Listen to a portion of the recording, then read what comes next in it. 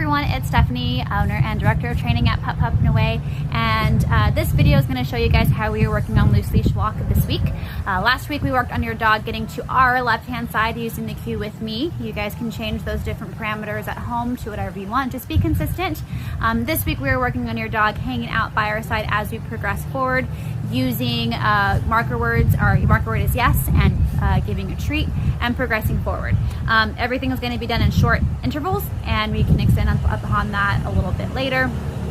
So in the beginning, I am going to lure my dog over to the side after I've given my cue. I'm going to have a handful of cookies in my hand, keep my hand close to my dog's nose, walk forward and treat every once in a while, a few steps. Once I run out of treats from my hand, I'm going to release my dog. At Pup Pup and Away, we use free as our release word, but feel free to use whatever you want at home. Just remember to be consistent. So let's go ahead and see what that looks like. Rishi will be helping me out.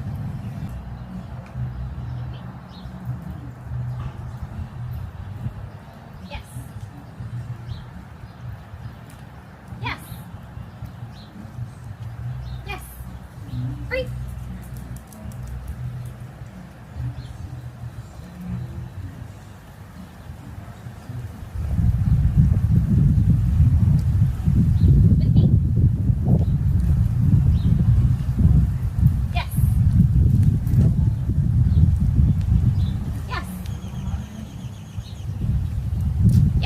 Okay, so the next step is now making your food not necessarily a lure, but just more of a treat.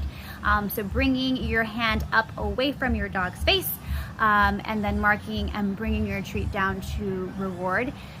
This is where some of your stuff might start falling apart. Your dog might not be ready for this if you move too quickly, too fast. Your dogs might need to spend a little bit more time luring with that piece of food right here in front of their nose, but start playing around with it. Worst case scenario, you just bring the lure back.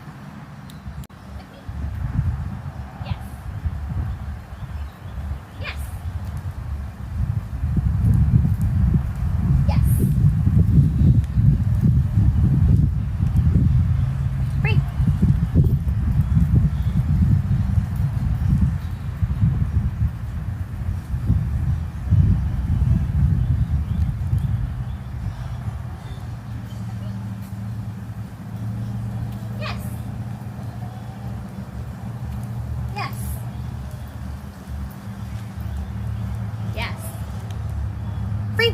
So a couple of things that we want to do there is, one, make sure that you mark the moment yes before you bring the piece of food down, and two, make sure that your treats are not hanging out here. You definitely want to keep them somewhere close to your body, because the more that the treats hang out in space, the higher the probability that your dog is going to jump for them. If you tend to be a person like me, who I like to hold my leash and my dog at the same side and treat cross body, make sure that your treats are being delivered like a seatbelt straight to your dog and not accidentally being delivered out here, because your dog will soon start to always get in front of you in anticipation for the food. Now that you've been reinforcing your dog a lot for staying by your side, you still might run into those opportunities where your dog does move to the front of the leash and hits the end, thus pulling on the leash. First thing to do is stop moving forward into that direction. The more that you move forward into that direction, the more that you're accidentally reinforcing the pulling. So what we do instead is, when our dogs pull and get to the end of the leash, we this way, or use some sort of turning cue and turn outside and directly away from where our dog is pulling towards. Reestablish that loose leash. When that loose leash has been reestablished this way, we try heading back into the direction that our dog has been pulling towards. Just remembering that every single time they get to the end of the leash, we this way go further away from whatever it was, but trying multiple times if possible. The biggest thing here is lots of repetition, and the biggest thing here is making sure that we don't accidentally, even for one step, be reinforcing that pulling forward on the leash. So, as you start to walk, if your dog pulls this way, go away from them. Another tactic is, when they pull this way, slow them down and move away from them that way. So a few pro tips. Number one, work in a low distracting environment. This is my front yard. Two, SLE showed he can loose leash walk without a leash. So you can practice with or without a leash. If you're doing without a leash, make sure that you are in a fenced-in area. Number 3, use pretty high value treats to build up that positive association sticking by your side.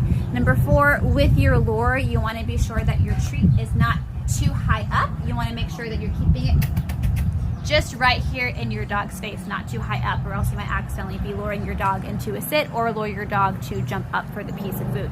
Work very short and very frequent, and release your dog often. Last thing is, every time you heard me say yes, that was me delivering a piece of food to my dog. And as soon as I ran out a piece of food from my hand, I released her, and then took a step away from her. So I hope that's helpful, and happy training.